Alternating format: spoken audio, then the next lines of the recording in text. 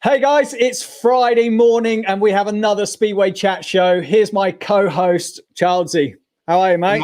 Yeah, flat out like a lizard drinking as always, Jerry, having internet troubles. But good morning, everyone. Good evening to Australian viewers. Good morning to British viewers. What a guest we have on today's show. A name synonymous with Australian World Speedway. Been looking forward to this one. Yeah, for sure. We have also got the merch that Mark Clement gave us. So we will pick a random comment or like at the end of the video. But just for the sake of it, share the hell out of this video so everyone gets to see it. And let's see if we can break 10,000 views. Yeah, we got getting close with the magic video. So yeah, let us know where you're watching from. We'll pick a random comment to win that Australian team merchandise throughout the course of the show. But yeah, this should be a really good chat. Speedway personal stories. There's drama. There's all sorts of stuff with the professional guest that we have on today. Cool. So Charlesy, do you want to give him the introduction that he deserves? Well, I gave it in 2007, didn't I? When I famously said Lightning Leigh Adams is my favorite. Who's yours? That was a good fun. Look, some say if there was a book on how to ride a speedway bike, this guy has to ride it. Some say he's the greatest rider to never win a world title. I simply say he's one of the greatest riders ever. Please welcome from Mildura in Victoria, Lightning Leigh Adams. Hey boys, hey, Leigh, how are we? Good. Good morning, Leigh. Big intro, Charlesy. Come on.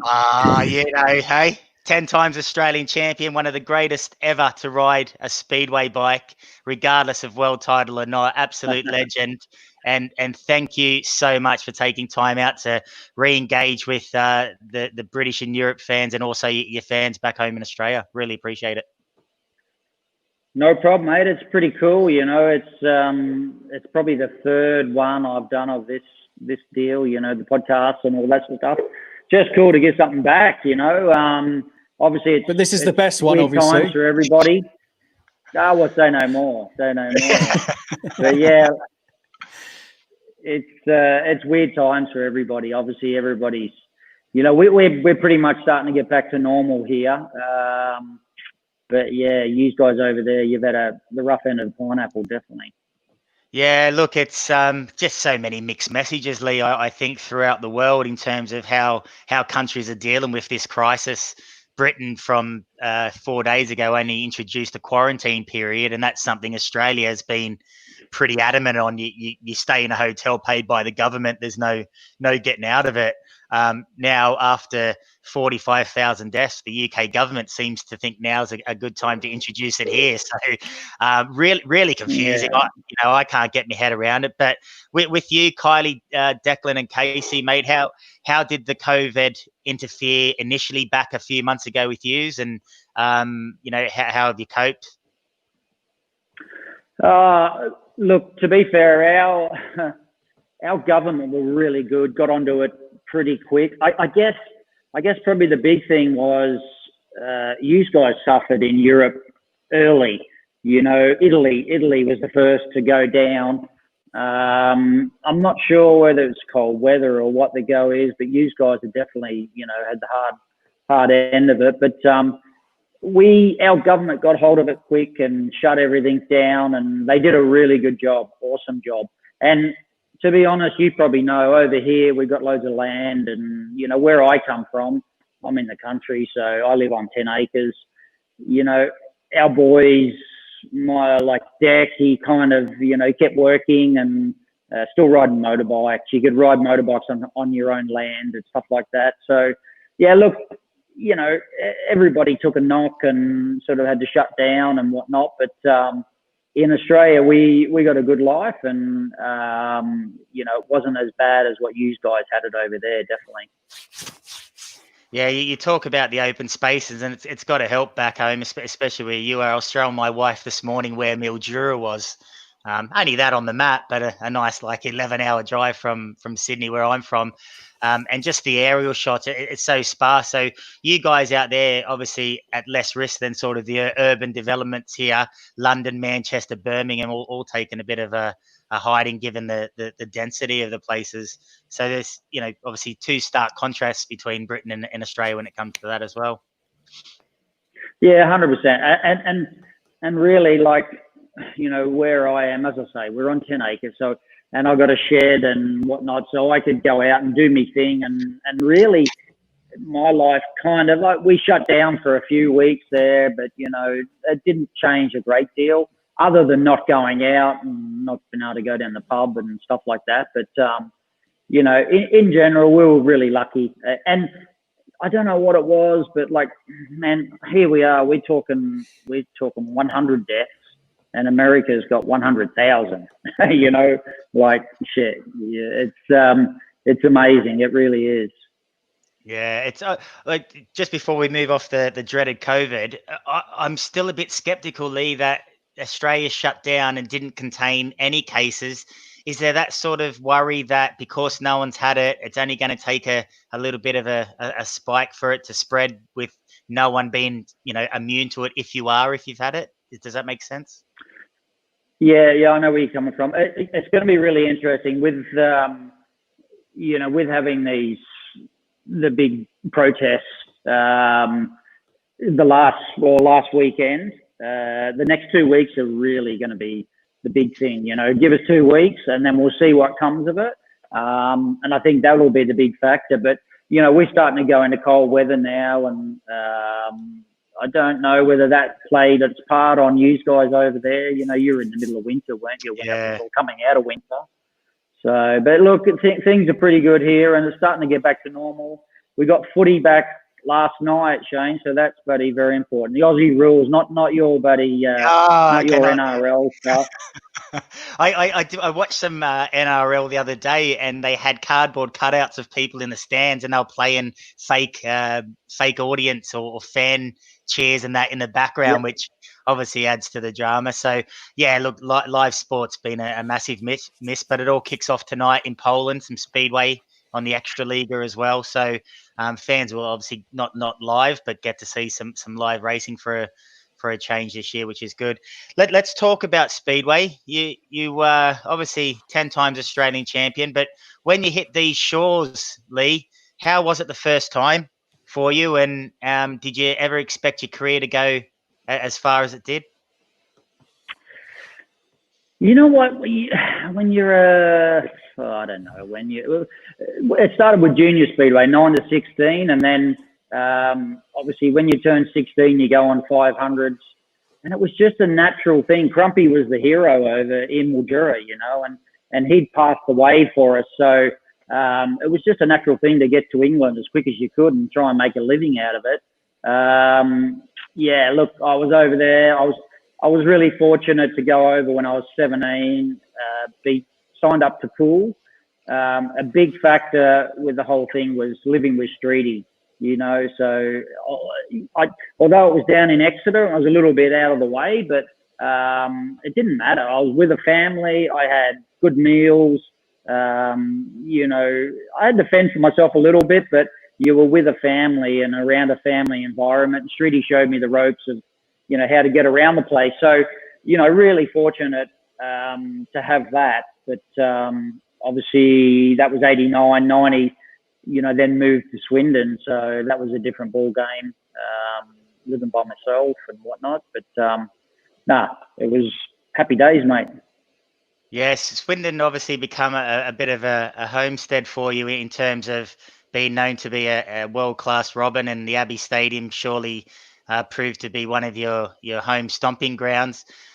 Is it your all-time favourite club in the UK, Leigh? Do you have one, or is it hard to pick? You know what, Pool? Swindon was great. Don't get me wrong. Swindon was my home, but hey, I had a pretty good track record at Pool. I went to Pool in '89 and won the league. And then I can't remember when I went back again, but I went back and won the league again with them, So and things were looking pretty good. I'd gone back and obviously we had Tony and, great environment. It was just all awesome. And it was all looking great. I was all ready just to sort of, cement me seat there basically and say, this is it. But then Swindon came up, so Terry had taken Swindon over and took it up to the next or into the Elite League. And then they own my contract. So that's why I went back. And look, it was fine, but Paul was great. Great days, mate. I promise you. Yeah, we've got a Midlow sent in a photo of you winning, and we had a look at the team, and we had a massive, massive giggle on the world-class riders. We got that photo, Jerry. You might recall what year this one was, Leigh. Mate, I can't remember. Run it through what year it was, but yeah, it was bloody. I think it's 03, isn't it? Yeah, Tony, yourself, Lindback, the Dremel sisters, as Midlow said, Davey Watt. Yeah. What to have Laramsky and Rickartson alongside you. Geez, we normally ask the question, Leigh, is there anyone in the world that you would have liked to ride in the same team with? But I don't really think you could really answer that. I think you've ticked all those boxes, haven't you? Mate, riding with Tony, the king. I was with the king, and I was really fortunate to sort of get a really good relationship with him in the GPs, and then I went to Kings Lynn when he was there, and that sort of paved the way from that on, and we did Kings Lynn, and then the next year in Sweden I moved to Avesta. Made Avesta my hometown, which was Tony's hometown also, and I think I was 10 years there or something like that. So and then had the stint obviously back again with him at Poole and won the league. So happy days. Just love traveling with the guy and love being around him. He was just the most positive guy ever. So it was cool. We did try to get him on the show to come and have a chat, but he's not an easy guy to get hold of anymore. Not at all. I think we've messaged him on every forum, every he's not an easy guy to get hold of. Unless you're Leigh Adams, I guess. Yeah. but that would have ruined the surprise if we asked you to get him. Yeah. Look, we do have someone there that is associated with Poole to come on and just touch on what you did for the club as well. So a little special guest in the background that we will bring on. Which one? Are they both there? If they're both there, bring them both on. They're both there, yeah. Yeah, bring them both on. Leigh, you'll remember these two guys. The hair arena king himself, Mr. Matt Ford, and team manager extraordinaire, Neil Middleditch. Here we are. Here they are. Hey, guys. Oh, flick the hair. Have a chat. I got the hat. Look at that. On my collection, mate. Top of the shelf. There we go. I'm liking it. How are we, guys? Oh, good, mate. Oh, good. Oh, yeah. Just struggling through all this rubbish that's going on. Hoping to get some speedway later in the year if we can. I'm just. How are we looking? Is it going to happen? I'm just doing this on a phone, so it's everyone looks quite small. But what's that on your chin, Neil? That's Gary Glitter. Oh, yeah, don't start, Jonesy. Leigh, your question there about, I mean, really, you want to speak to Matt. I mean, he's obviously got his finger on the pulse as far as what's happening with the British Speedway. But I know our lads are going to be having a float behind doors practice in the next week or so. And then we just really got to sit around and see what the government guidelines are as to whether we can have a stadium with spectators in. Yeah, it's bloody awful, isn't it? Awful. Oh, it's terrible, mate. Terrible. What's the lowdown, Matt? All good, mate. I've watched obviously this interview to now, and to point out that was 2003. That team. Mark, of course, was only guesting for us because Lucas was injured. So, but yeah. As well as Tony and Leigh, of course, there was Bjarne Pedersen. Who went on to become number 6 in the world. There was, the Dremel guys, the Davey Watt and Antonio Lindback, his first year in the UK. So Leigh and Tony helped me bring Antonio into the club, they were instrumental in him joining Paul. So having ridden with him at Marsana, so it was what a team. I mean, as you said, fantastic. Yeah, you wouldn't be allowed to have a team like that now. I talked to Chelsea last night, and I was saying, how can you not win a league with a team like this? Yeah. What about the knockout cup? Oh yeah, we won everything, didn't we? Do you know, honestly, Lee, I'd actually go as far to say, I mean, we've been running these championship wins on our own site in the last sort of couple of months. It's taken a couple of months to show them all.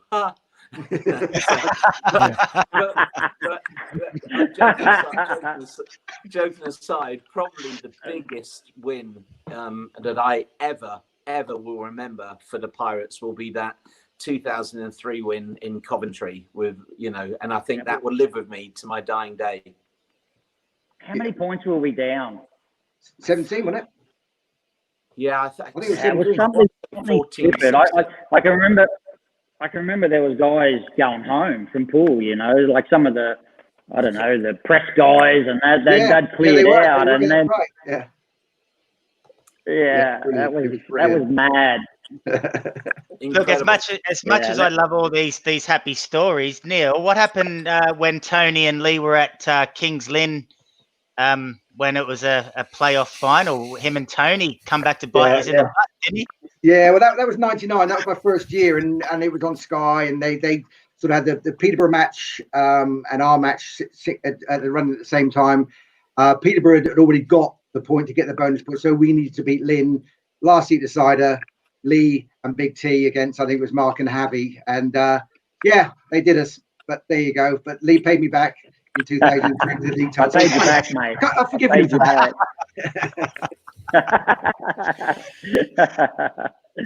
Brilliant. Matt, obviously, as a promoter, you can see the excitement, and you're talking about Coventry, and you'll take it to your grave. But I guess that one of the joys for you and Neil as well is being able to put together a history book of superstars, and you've certainly done that down that at Poole. And Leigh's obviously in that class as well, isn't he? God, I mean, the chance that, when I had the chance of signing Leigh going back in 2003, of course, I'd known him before all that time, going back sort of 14, 15 years ago when he first came to the UK. And I got to know Leigh then, and, incredible talent. First year and came in and achieved a 9.5 point average. It just doesn't happen in Speedway, does it, nowadays? I think probably Darcy was the only one since to achieve anything like that. So maybe Chris as well. But it was to actually work that year with those two guys and others. We had great riders as well. Watty was such a good guy to have around, and Biana and such a good team. But it is a dream come true, isn't it? As a Speedway promoter, as a Speedway manager, for Neil and for the fans, it is literally a dream come true. Yeah, he certainly does. He's not cheap though, is he? Really? And just to elaborate on that, we were going to get. We had Pete Toogood ready to come on to say hi, Leigh. He was super excited, but it turns out we couldn't get his connection right with his equipment he had. But I spoke to. This is a true story. I spoke to him last night. I said, Pete, what are you still doing working at 71? Because he said he was going to be at work this morning. And he said, listen, I had Leigh Adams in the team. I'm still paying that debt off. True story. He said when everyone bragged about 50 quid a point, Leigh was getting 60.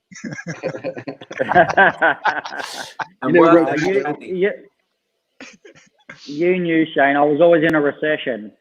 Yeah. I think along with the likes of Mick Poole and yourself, you were the guys that taught me if it's not for free, it's not worth having.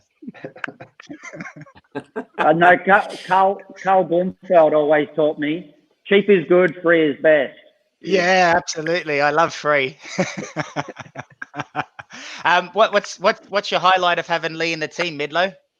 I just think having Leigh, I'd say I've been lucky to work with the riders that Matt was talking about then, Tony and Leigh, and I always say I've worked with the best riders in the world, and Leigh certainly is one of the best riders ever. I think as a rider, a polished performer, you know, if you say to somebody they want to know how do I ride speedway, say, well, watch Leigh Adams, because everything's right, elbows up, he's all style. You know, you got Darcy hanging off the back and everything, but Leigh was an absolutely textbook speeder rider.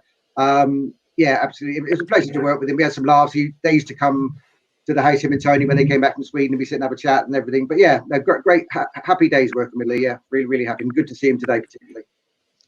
And is he your all-time favourite manager, Leigh? You know what? He's up there. He's up there. He was. Hey, not because he's right there, but as I said before, you know, when we're off record, mate.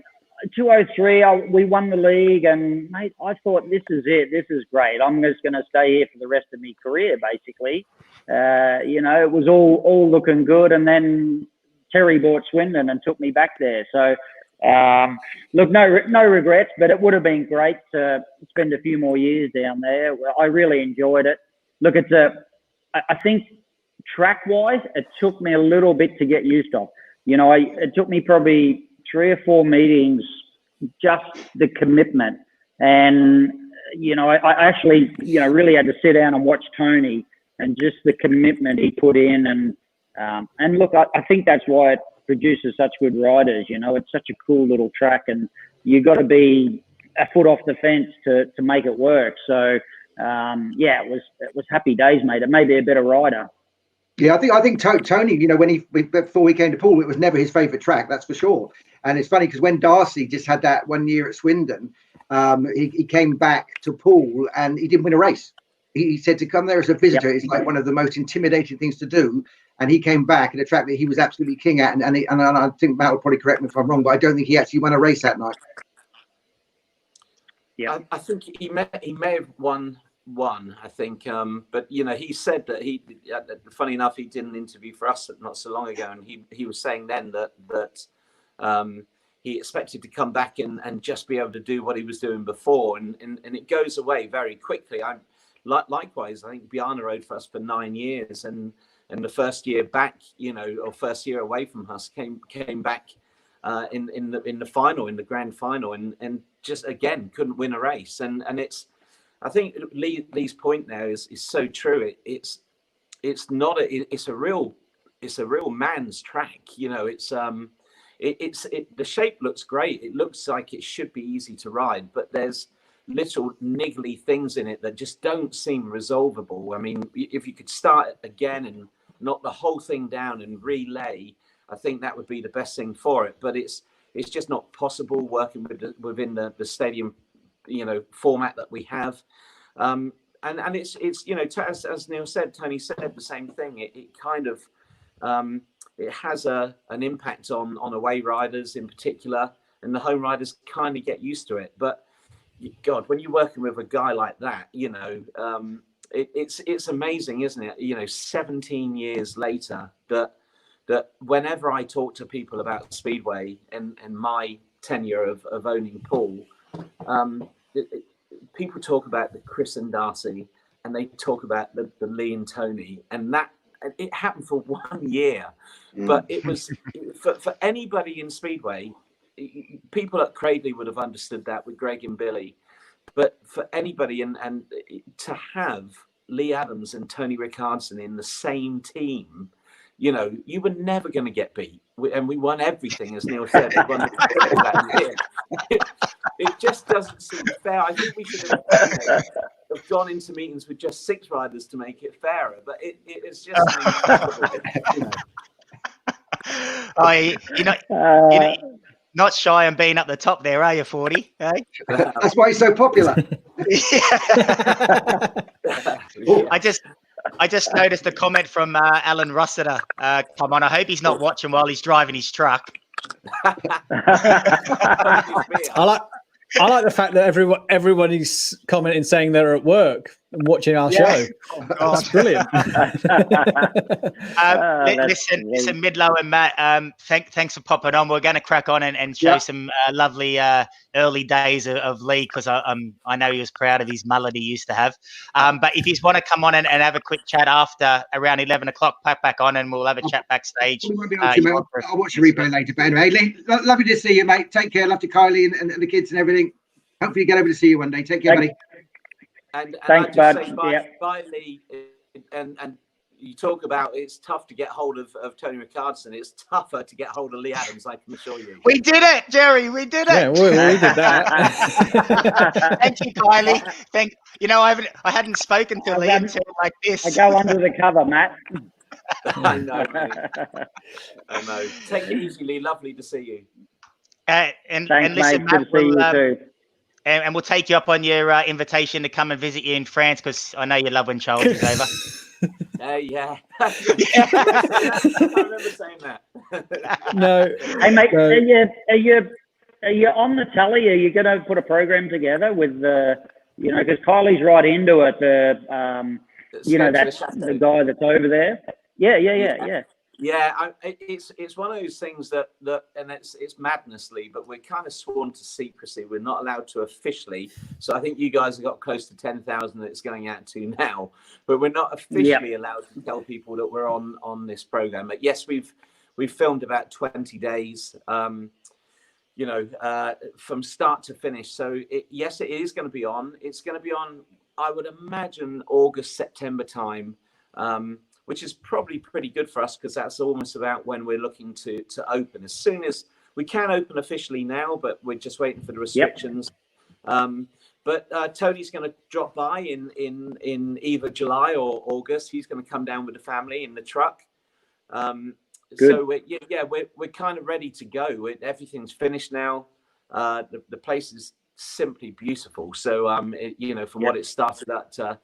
Have a follow us, Leigh. Chateau La Briante. I will do, mate. I keep watching every episode, looking for you, and I'm like disappointed. I haven't seen you. I reckon August. I'll tip you off when it's on, mate. I'll drop you a line. Right, sounds good, mate. All right, good to talk. Hey, take it easy, buddy. Cheers, Matt. Appreciate it, mate. Thank you. See you, Matt. Thanks very much. See you, mate. Cheers. A couple of blasts from the past. Two good guys there, Leigh. Obviously, big time in your life. Yeah, look, Matt, what can you say about the guy? It's kind of like a dream team down there, isn't it? You got Matt, that's just such a good promoter, and then Midlow's one of the best team managers. He just knows what string to bloody tickle, basically. He just knows the atmosphere of people and what to say and what not. And you know the deal. It's always a tough gig trying to, you got seven personalities there, and you got to know how to treat each one. And Midlow's just the man for the job. So yeah, it's good, really good, great to talk. Yeah, he's I think Midlow's qualities, regardless of who's in the team, he commands respect off all the riders, regardless of their status, and they listen to him, and ultimately he's the boss, isn't he? Yeah, 100%. But as I say, he also was the guy that come in the change rooms and have a bit of a joke and and whatnot.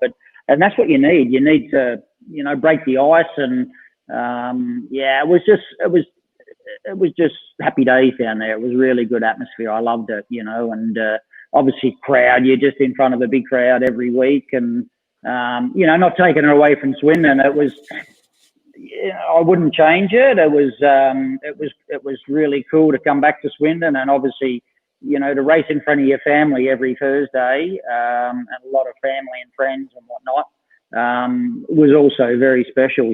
So that was great. But it was definitely happy days down at Poole.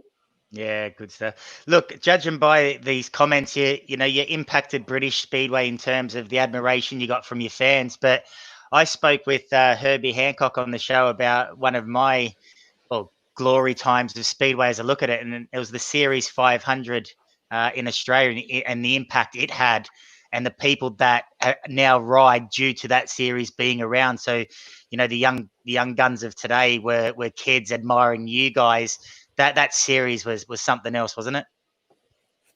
The series was mad. You know, I just did one with Kelvin and Nigel, a podcast with them, and you know let's what? not talk about that. It was kind of before. Sorry guys. It was kind of before its time, really. Like basically, what Tappy was doing was running a Grand Prix series before the Grand Prix were ever thought of, and you know, it was so cool, really cool, and to the organisation, mate, I promoted, you know, 2 or 3 meetings at the end of my career, farewells and whatnot, and trying to deal with 15 speedo riders, it's not an easy job, mate. We've got, I think we've got a photo here, Jerry, the one with Tappy. You get that one up. I watched all the, I watched the video. Yeah. Why are you so excited there, Leigh? I'm tasting champagne, so. Yeah. So do you remember what year that was? Yeah, I can't remember that one, but that's the Ekka, and I would have won the series. You did, and you remember what had to happen in the final? Well, let's take a look. We've got the video. You got that ready, Jerry? Do you remember what had to happen in the final, Leigh? I can't, mate. I can't. I really can't remember. Have a watch. This will take you back, mate. National Masters. Tradition in this tournament, the top 4 walk to the starting line. Leigh Adams, closest to the camera, second top point scorer behind Craig Boyce. That's Greg Hancock, who rides the Tony Shock Absorbers entry. You can hear the crowd here at the exhibition ground. The atmosphere here right now rivals any sporting event that I've been to in this country. It all comes down to this. Leigh Adams and Craig Boyce. It's between those two. They're separated by 8 points at the top of the point score. Now there's 40 points up for grabs here to the winner. Hot tuna. 30 for second. Yeah, that was a brand. That Leigh Adams must finish in front of Craig Boyce. If Adams wins and Boyce finishes third, Greg Hancock finishes second in this race. Hancock will leapfrog Boyce and finish second in the series. Nerves, 4 world-class riders. The atmosphere builds here. They're all world-class stars. Boyce, world number 3 in 1994. He's ridden in world finals. He knows how to handle the pressure. Hancock, third in the world. Adams has been there too. So has Crump. We go racing in this 5-lap A final, the grand final of the $1 Million Series. And Boyce not for long, though. Leigh Adams has swept by around the outside, and the Victorian might win the championship as early as that move. It's a decisive move. A paralysing burst of speed sees Leigh Adams go to the front. Craig Boyce in second. The American rider Greg Hancock's in third. And Jason Crump can't keep up at the moment. Yes, he can, Crumpy. The Queensland champ set sail around the outside. Look at Leigh Adams. A huge break now on the Series 500. I've checked out, mate. This world-class rider, the former 3-time Australian champion, heads down the back straight. Jason Crump now starts to come up with a rush. Craig Boyce is still in second. If he stays there, he'll finish as runner-up in the series. Leigh Adams now back down the main straight. He runs. Hancock, in the meantime, has gone past Boyce, and so too has Jason Crump. The battle further back in the pack is an absolute ripper. Boyce has got mechanical problems. You can be rest assured the Australian champion Boyce is going to pull out of this one. Leigh Adams on the fence. Going to win it. On the he's fence. Going to win the $1 Million Masters Series. Now Jason Crump has snuck up into $1 million. Come on, Tappy. Second in the series, and Greg Hancock will finish third. Jason $1 million. Has done What'd you do with it? Huge favour, but Leigh Adams takes it. He's the champion. The crowd goes up. He's the Masters champion for the crowds then, Leigh, the impact that series had, we'd never seen anything like it, as in terms of, you know, speedway enthusiasts, young riders coming up, and all of a sudden Tappy brings a host of internationals over, does, like you said, a Grand Prix. He decked you out in shirts. You went to the shopping malls. It was presented like it was the world's best series. And it really did. And I mean this, it really, without that series, I don't think the riders that are currently riding now would have the impact or even be riding the sport. No, look, it was fantastic. It was organised, unbelievable, great sponsors, you know, everything was done properly. But as I say, it was kind of before its time, and it just slotted in. Nowadays, you know, every rider's so busy doing so many leagues, and all they want to do as soon as it comes winter time in Europe, they just want to shut down and hibernate and go on holiday, you know. So it couldn't happen now. So where it slotted in, and the time period and all that, all the riders wanted to come to Aussie and do it. And as soon as he ran a couple of years, well, that was it. It was just he had riders chasing him. So yeah. great deal, great tracks. One thing I feel quite privileged is I went to all the old famous tracks like Sydney Showgrounds, Ekka, Melbourne Showgrounds, Claremont Speedway, Wavell, all those ones which paved the way for Billy Sanders and Phil Crump and all that. So I got to ride all those famous ones. So I feel really privileged. I kind of, Chris comes and stays, Chrissy and Jack and the Holders, they come and stay for the Aussie titles, and I sit down and, I'm just chatting about it, and I say, man, these tracks were wicked, you see how narrow the Ekka is now. You can imagine the bikes around it now. It'd just be frightening, it's pretty crazy. But, happy days, mate, happy days. Yeah, you mentioned the Ekka. When Greg Hancock come on, he remembers seeing the Ekka for the first time, and he said he just shit himself. He said he can't believe you watch it back, and he just go, oh my God. He says, I don't think I can go out and do that. He said you're just chasing the boards, and if you did it, and you seem like you said you checked out because you got to ride on that cushion around the boards. Herbie just said it scared shit out of him the first time he seen it. The thing about it, concrete fences, like all the Europeans used to come over and look and go, what's that, but it was, I like Exeter, when I first come to England, they were all raving about Exeter fence. Man, I used to turn up and go, what's that? There's a bit of tin, like we race on foot concrete fences, sprint car fences and all that sort of stuff. So that didn't bother me, it was no big deal. But yeah, great track. I think I went there in probably would have been 91 or 92, and right. I was still, it was probably 91 or something. Anyway, I ran second. I had a runoff with Doyley, I think it was, for the Aussie Championship.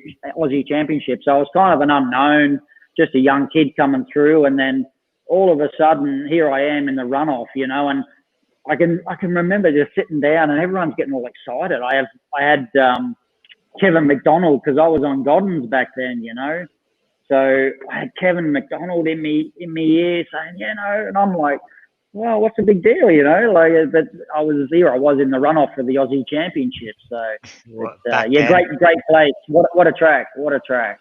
Yeah. Do you remember we had a test match?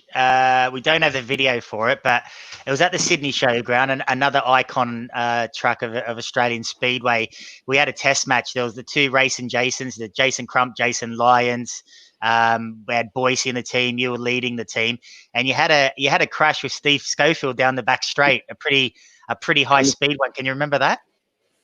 Oh, mate, I can still feel it.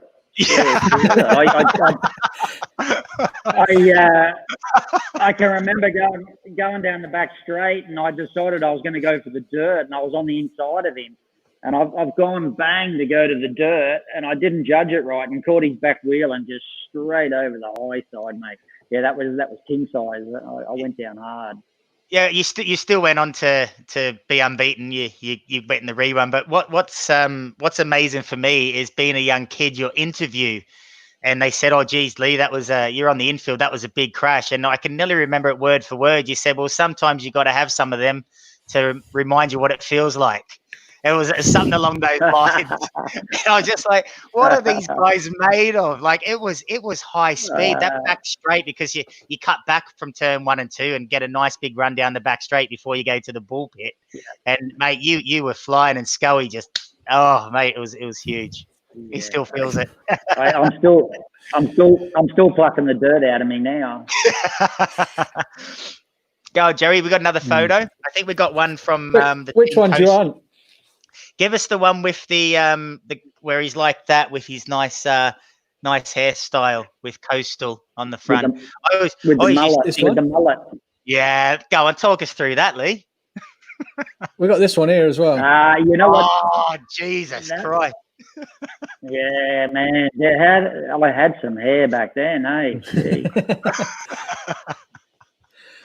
But So look, that was Swindon. That was I think that was my first year. Might have been my first year or second year at Swindon, and Coastal come on board to sponsor the whole thing. Obviously, Coastal helped me out in '89 when I first went over at Poole. So had a really good relationship. I think it was John Anderson that was running Coastal, and it was that was good. That was pretty cool. But yeah, I had some hair then. I certainly haven't got that now, Shane.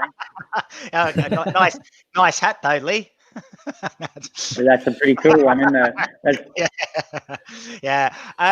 Look, we if you've watched our show before, Lee, you'll know that Shane tries to get free stuff off of anybody that comes on, like going and staying at Matt Ford's chateau and getting a T-shirt from Midlow. So just watch anything you have. He will try and have it off you. No, actually, to be fair, I did rerun productions for Lee's farewells in Europe. I did the Swindon one and the Lesno one. And Lee kindly did give me his Leigh Adams. Do you remember this story, Lee? You gave me your jacket off your back after the meeting, and it even had your name on the tag.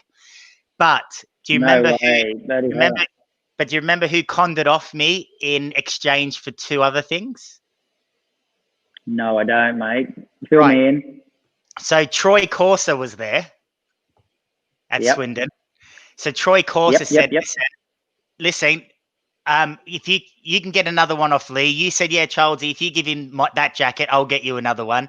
And Troy Corser said to me, I'll send you 2 BMW Superbike jackets.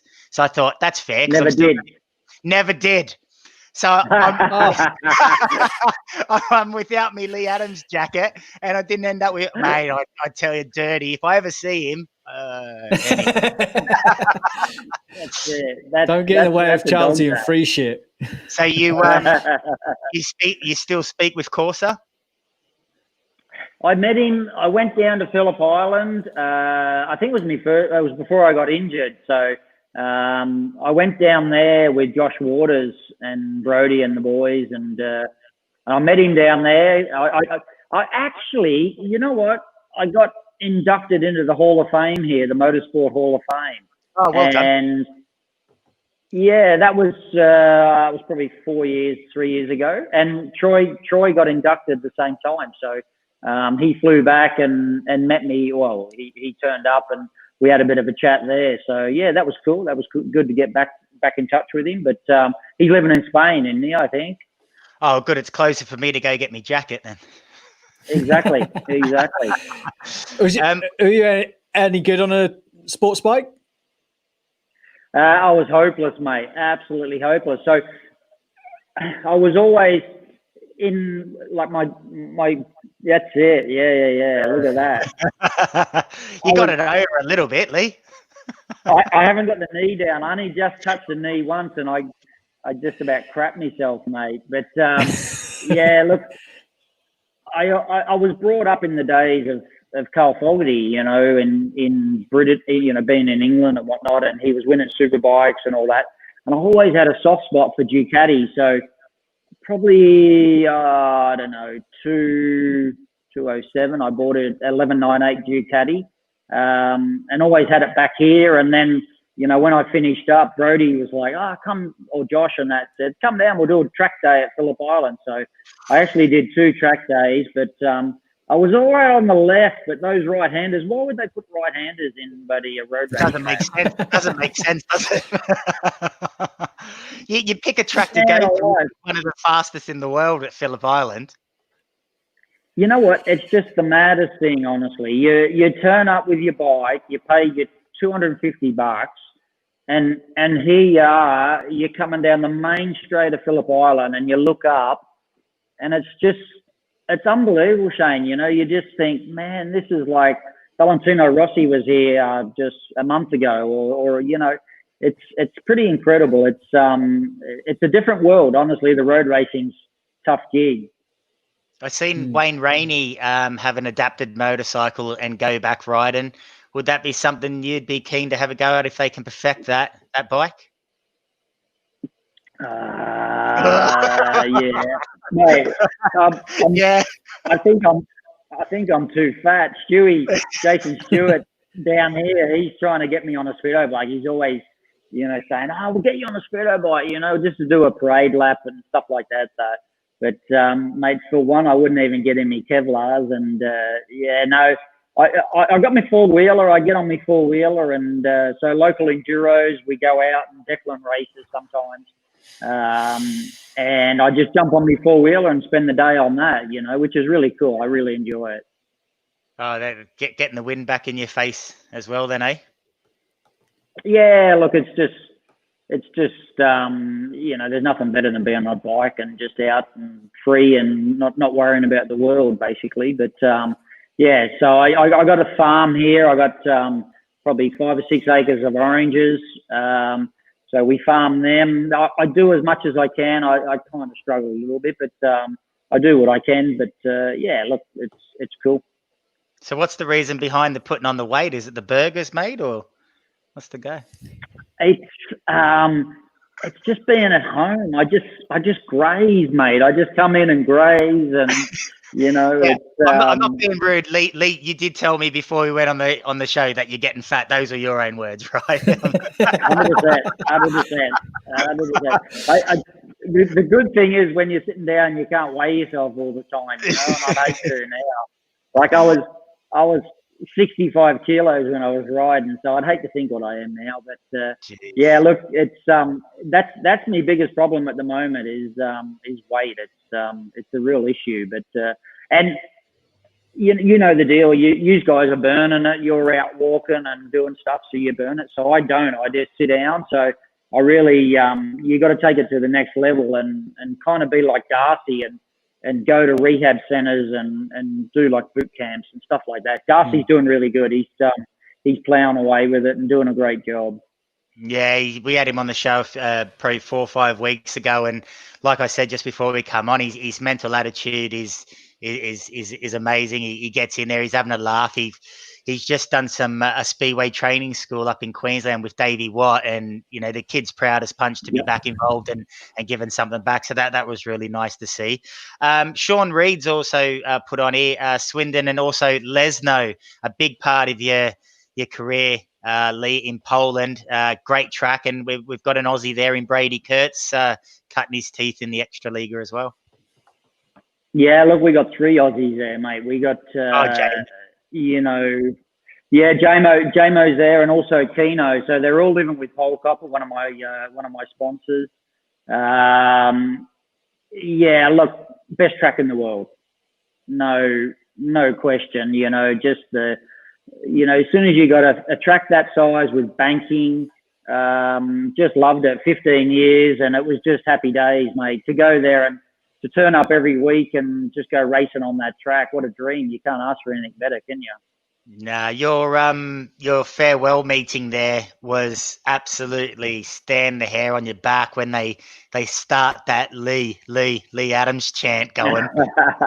I remember going. They still do it now. When it's my birthday, Pole Copper sends me some clips. When it's my birthday, close to my birthday, if they got a meeting on, they start that. So that's pretty cool, isn't it? It's fair to say you're a bit of a god in that town. I remember you having your own hotel room, basically the same place you used to stay a lot as well, in the town centre there in the square. Yeah, look, all up, it was just great track, great sponsors. Millenniac, Pole Copper, Agromix, all those guys. They were, Iggy that was in charge of the club. He just great people and great town. It was it kind of reminded me really much of Mildura. It was kind of small, farming, big farming industry and whatnot. So kind of like home away from home, I guess. But the big pleasure was turning up every week and going racing on that track. It was just, it was mad, honestly. And the last year, Shane, 211, it was the most grippiest place you have ever seen. They used to just soup it up to try and intimidate the away club, and honestly, sometimes sometimes we used to go to practice on a, you know, we'd have a practice for Saturday, and they'd overcook it a bit. And I used to like grip. I used to love grip, but I used to come in and go, Iggy, what are they doing, man? That's mad, you know? I remember going there Yeah. with Crispy. We went from Voyens after a GP and down to Lesno for Lesno v Torren. And it was one of my first meetings at Lesno, like in a full flight thing, and the speed and the noise that 4 bikes make when you've got that quality of a field. It was just unbelievable, even for me. And I'd seen a lot of speedway, but that place, when it's full noise and the track, like you said, is perfect, they come down into the pit bend, and you think, geez, he's not shutting off, and there's basically no shutting off going into that. Yeah, totally. You know, like honestly, it was our last year. It was mad. It was that grip. It was too grippy. It was kind of unsafe. You know, we won everything. We won the league, and no one got near us basically. But you know, we had a solid team anyway. We didn't need to make it that grippy. We just wanted to win basically, and we did. So yeah, look, happy days. Just, you know, I can remember. Probably one of my best GPs was winning the GP down there. I can't remember if it was the first year. I think it might have been the first year Lesno got it. And I can just remember you have these moments where you just go into another planet. Basically, your mind just goes into. It's hard to explain, but I was going to win the thing, whatever. It was just one of those meetings that, you know, you kind of sit back later and you would just, you know, you come out of that pit and the crowd was irrelevant. You just wanted to win that thing. But yeah, happy days. Yeah. Another sponsor that we've grew up, and a lot of people grew up in the UK seeing plastered on you, was a fantastic sponsor in Owen Brothers with Randy. You know, he's a big, massive impact on your career in terms of logistics, always having reliable vans and just being a downright good fella as well. Yeah, 100%, mate. You know what the crazy thing here is? He actually wrote to me. He wrote typed out. I can remember getting this typed letter at Swindon when I first went to Swindon. It might have been my second year. And he said, "Oh, look, we help Paul Fry. You know, I don't know whether I've been watching your results in Australia. You know, do you want some help?" You know, I was like, man. So I was straight in the car and went over and met him in Hereford, and then he helped me all through pretty much 1917, it was probably 19 years, I think. So. You know, vans, motorhomes, you name it. So, you know, you can imagine at one stage, you know, in my prime, we had sort of 3 vans running, a motorhome, you know, all that sort of stuff. And Randy just did everything. And not only he wasn't a sponsor really, he was just a mate that just helped out basically. So he come to all the GPs with me, and, you know, he was a great guy to travel with. And yeah, just an absolute pleasure. You know, it was a great relationship. Yeah, it didn't stop there though with Owen Brothers. He obviously went on and has helped a lot of riders. Obviously Mark Loran, you mentioned the late great Paul Fry as well, and having those sponsors in Speedway and look, they're not making money from sponsoring guys, but if you went to anywhere else and said Owen Brothers, no one would know what it is, but you mention it in Speedway and everyone knows Owen Brothers. He's got that reputation as being involved and one of the greats that keep the sport running in terms of having the sponsor riders. You name it. Yeah, definitely 100%. And the hats just become a thing, didn't they? You know, so, you know, we ended up, you know, getting the hats, and that was like a juggernaut. It was just crazy, you know, like we used to do, I don't know, probably 2,000 hats or something like that. Yeah. In the end, we were ordering 2,000 hats from China, and yeah, it was amazing. Do you use that $1 million you won off the TAP series? Yeah, exactly. That was to fund. That was to first fund the hats. Maureen Schooling, I was going to mention Maureen. She put a question on your page, which we couldn't import, but she's brought it back up here. Hi, Leigh. Good to see you. I did send 2 questions via your page prior to this. Long time. But what age were when you started junior racing, and did you learn the trade before you went to the UK to race your career? Hope to see you at Mildura again. Best wishes, Maureen and Dave.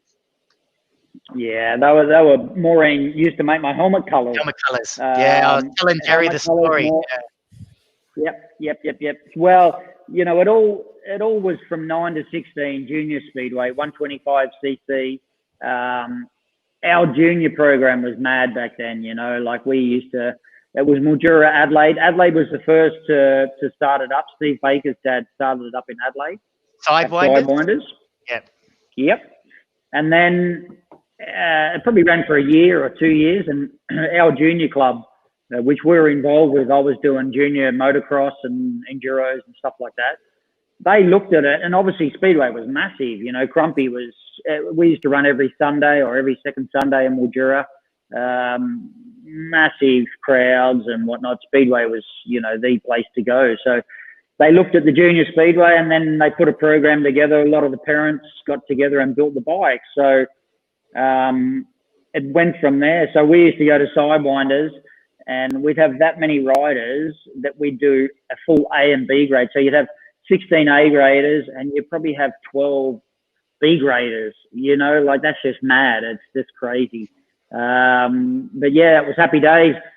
Shane Parker, Shane Bowes, Billy Lowman, Scott Norman, Craig Hodson, you know, all those guys. I was brought up just racing all those kids, you know, and I managed to get an under 16 championship. It was actually in Mildura.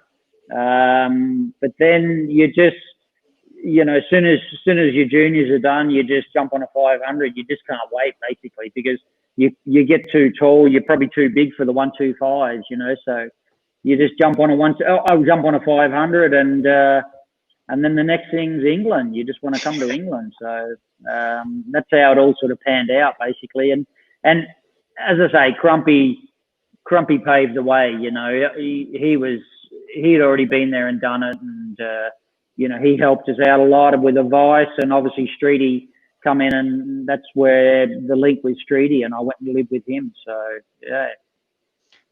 How old was you when you actually came to England? Was you 16?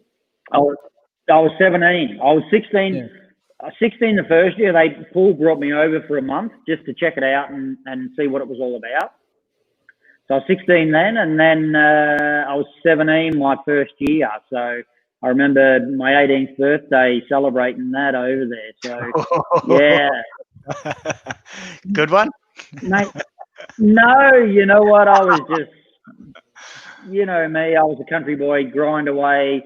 I was there to do a job, and you know, that was the thing. And, you know, by the time I was 20, I had a mortgage, and, you know, Kylie had come over, and now you sit back and you think 20, my God, that's bloody crazy, but wouldn't have changed it for the world. It was the best thing ever. And, you know, to get a mortgage and have commitment and stuff like that. I used to come back to Aussie, and all my mates, you know, they'd be renting a house together and partying and whatnot. And, yeah, I didn't miss that part.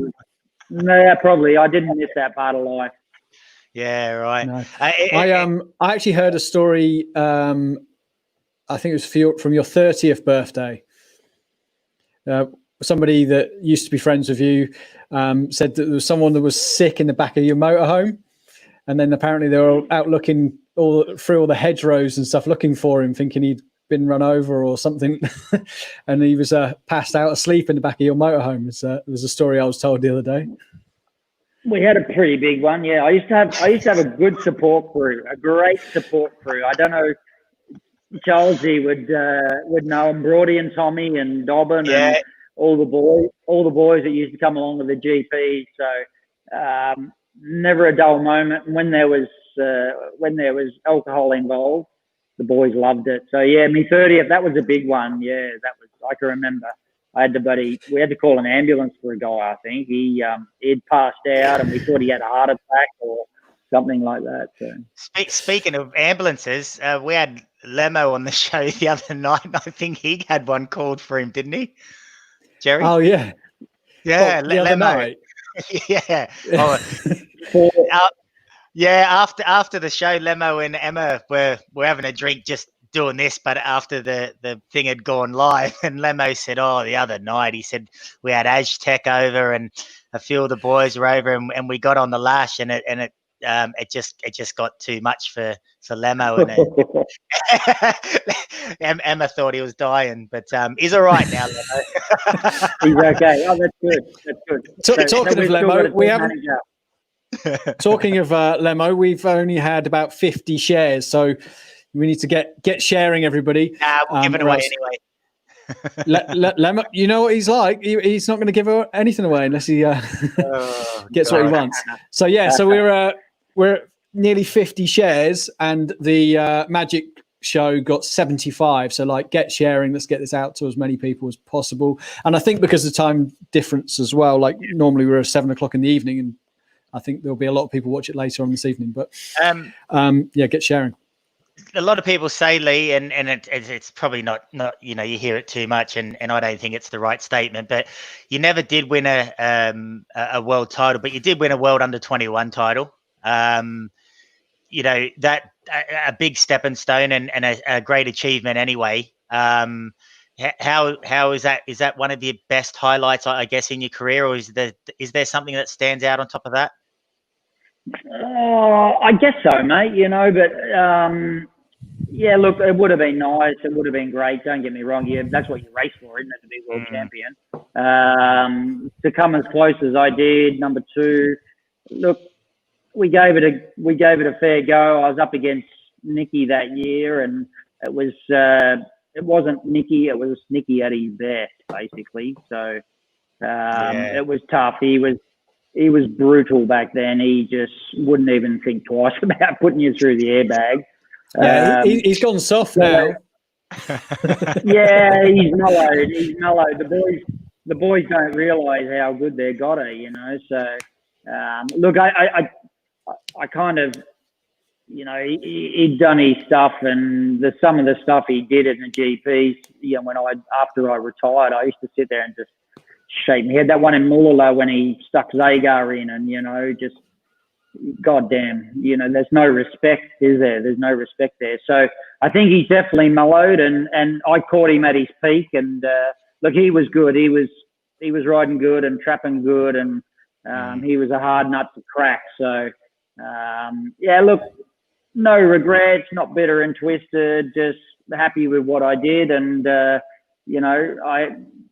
when you spend 21 years doing what you love and enjoy, there's it's sort of happy days, isn't it, really? Yeah. Look, and a lot of people do say it's because you're too smooth and too in control. Is that fair? Is that a fair sort of statement, Lee? I think I could ride at a really high level all the time. Like that was league racing, GPs. I could ride it, say, 90% pretty much day in, day out. Every league, Sweden, Poland, whatever. But everybody knows when you come to Grand Prix, you got to go 110%. You have to pick it up that 20. And I always found that difficult to bring it up a notch, basically. Probably that was my biggest thing. And look, you had to be ruthless, didn't you? And back in my day, I was, Rickardsson, Gollop, Crump, Nicky, in that era, it was a tough gig, but, it was great. The guys don't realize how good they got it now, like back in the day, the tracks, just the man-made tracks, they were like landmines, mate, like it was ridiculous. Yeah, Greg Hancock was saying about Cardiff, when you watch the replays, the bikes are bouncing through corners, and it was, there was a mistake every bend, wasn't there? Now, the argument is they're all super slick. You ride them flat out, hang off the back of them, and get a consistent ride 9 times out of 10. No, look, I like the way the GPs are gone. You know, it was a funny one. Look, I probably retired a few years too early because I bailed out of the GPs. I was kind of disillusioned with it all. You know, the tracks were crap and slick. You know, like just we'd go to Big Gosh. You know, like it was one of the best racetracks in the world, and it was like a motorway. You know, you'd have to queue up behind people. And if you actually went to try and pass them, you'd get passed, you know, and that just disillusioned me. And I just thought, no, this is not for me. I wasn't enjoying it, you know, and really that was kind of Ollie. Ollie had this thing, you know, to run the track slick. And then I kind of announced my retirement, and then believe it or not, Ollie did do that next meeting. And Tony took it over. I know. And then Tony Olsen took it over, and I was sitting back watching, going, "Man, these tracks are great. They're good, you know." So, but anyway, that's the way it goes. And look, Ollie does a great job now in what they can do in building these man-made ones, and Nero make them, if not better than a track that's been a permanent track. I take my hat off to him now. Definitely, he does a great job.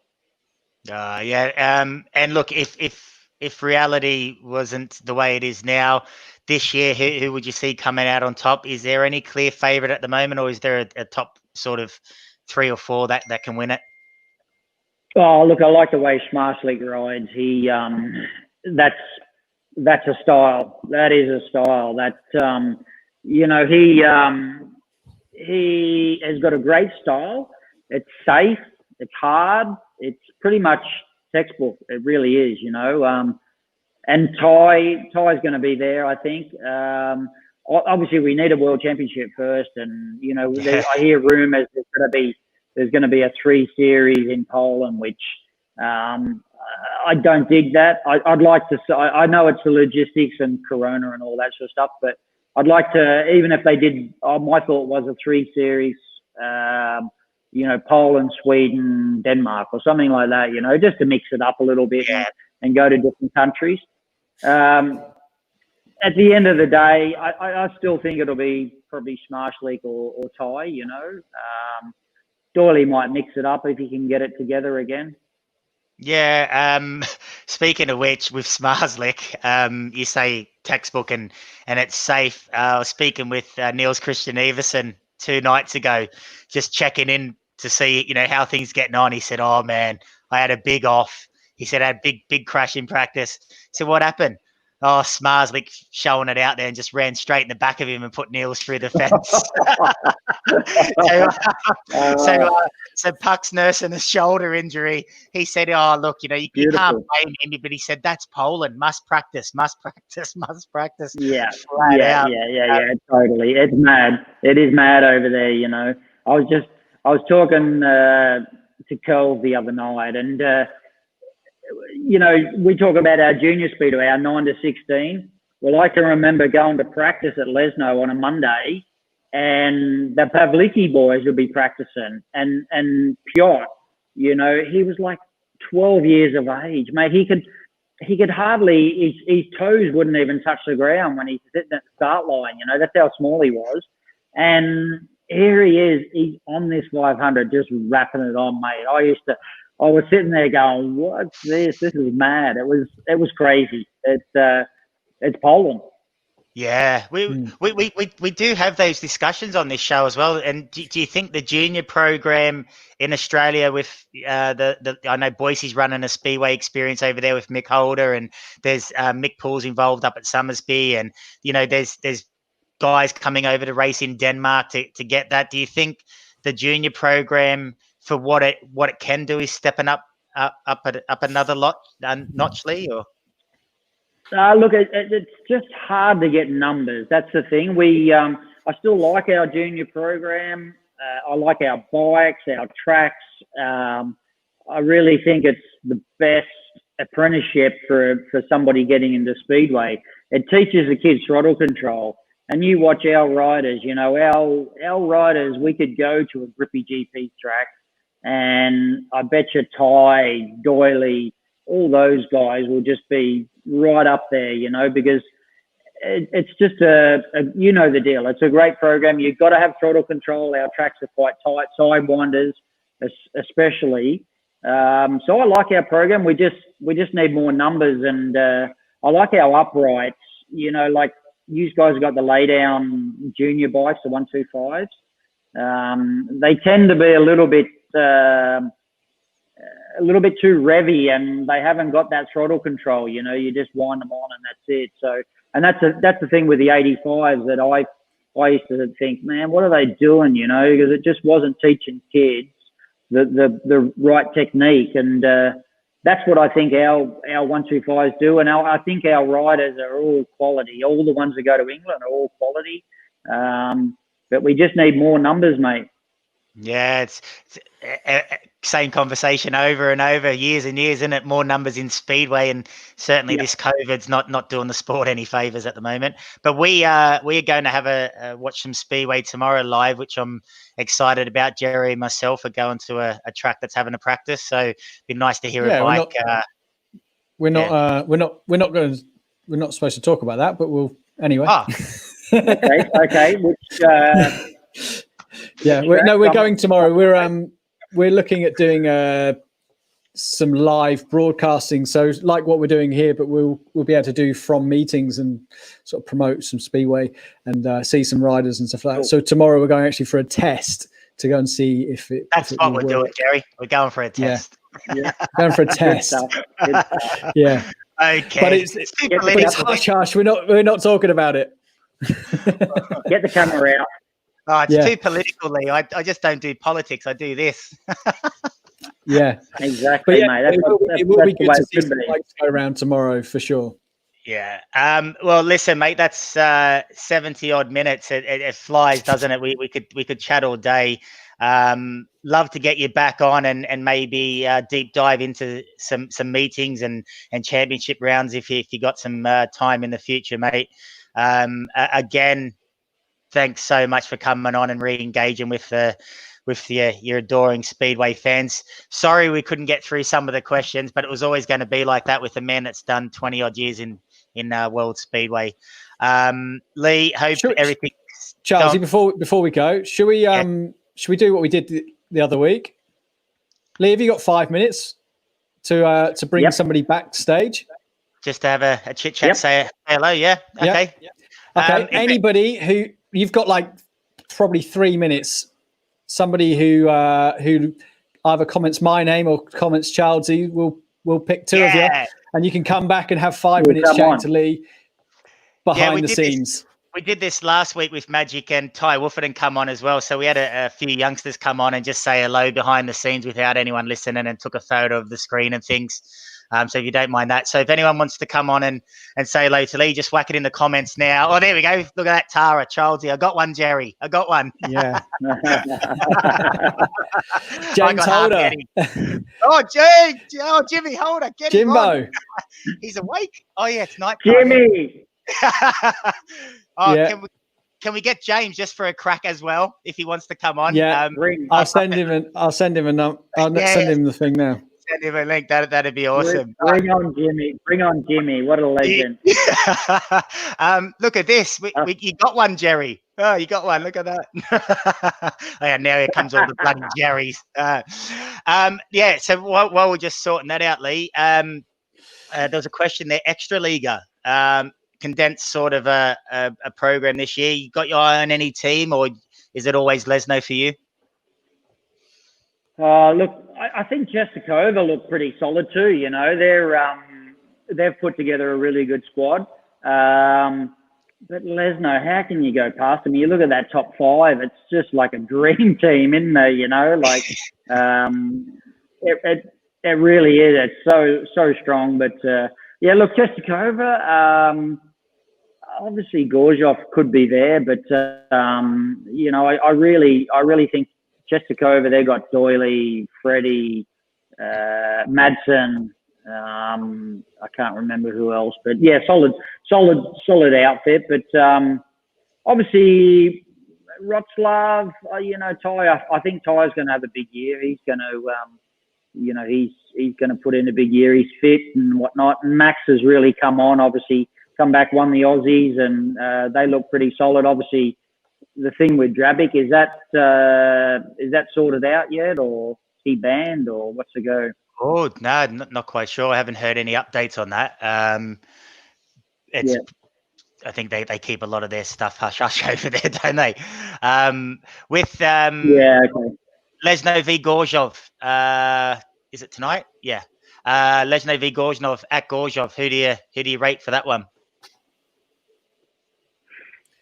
Well, mate, obviously with Everson with a dicky buddy shoulder, you can't go past Lesno, can you? Yeah, I was Brady messaged me last night, and they just finished the practice, and I said, "Oh, you dialed in?" He says, "Yeah." So looking forward to Gorzhov. I said, that's an easy one to go to. He said, "Oh, they're all easy when you ride for Lesno." Charlesy, do you want to just give a quick intro to Jimbo? Yes, is he there? Go for it. He's the original holder. Oh, forget Crispy, forget Jack. This guy is the original holder. Mate. He's the red low of all red low racers. From Appin, Australia, please welcome Jimmy Holder. I can't believe I'm on the show. Hey, Jimbo, how are we, bud? I can't believe I'm on the show, Lee. What's going on? How are you, mate? Bud? Congratulations on the bub, mate. Yeah, cheers, mate. Thank you. You had a few sherbets, Jimbo? Not yet. I've had one. Yeah. Pre-mixer? Look at that. I'm too early yet. How's bubble life, mate? How's it going? Yeah, so far so good. A bit thin out. She's a little cutie. How'd you produce that? Yeah, I think me partner's got to give it a look there for sure. Nothing to do with it. Cool. Well, we'll wrap. So hang backstage, Jimbo. We'll wrap this up and get someone else on to say a quick hello. But don't go anywhere, mate. We'll come back on in a sec. Cool. Too easy. Good to see you, Jim. Oh, mate. What a star. Jimbo. I'm gonna add who are you picking? Sam Rogers, just because I've seen this week he's posted 3 or 4 times on different forums and groups and everything to say to come and watch this show. So I'll get Sam Rogers on. Oh, right. What are we going for, a guy or a girl, Lee? What do you reckon? Mate, let's get him up. It's got to be a guy, I reckon. Oh, God, who can I pick? Well, who's this Jack Holder? Who's that? Anyone special? Let's go for... who picked me here? Let's... I don't think you speak English. Hang on a sec. Who'd you go for? Sammy Rogers, was it? Yeah. Yeah. Well, let's run with that. That's beautiful. And we'll wrap this up. What, just Sam? Yeah, let's just do that. Yeah. Yeah. Okay, cool. Right, guys. Well, thanks very much. And it's been a good show. And we will be back. We will be back on Sunday for our very first Extra Liga highlights match of the day show. So that's going to be exciting. We have no idea how that's going to go yet, or how we're going to pan that out. But we're going to give it the best go. And the worst case scenario, it's terrible. Yeah. So, but I'm sure it won't be. I'm sure it's going to be fine. But I'd like to say thanks to everybody for watching, commenting, liking, sharing, and thanks to Lee for coming on. It's been great and having an insight of what you've been up to. Yeah. Again, everyone, thanks for tuning in, and again, thanks, Lee, mate. Geez, I reckon we could do 20 of these shows and still not get through everything. A lot of things you can't say, but it's been enjoyable. Yeah. Hang there, Lee. We're going to go off air now. Thanks, everyone, for watching. Stay safe, and until Sunday, goodbye for now. Cheers. Exactly. Cheers.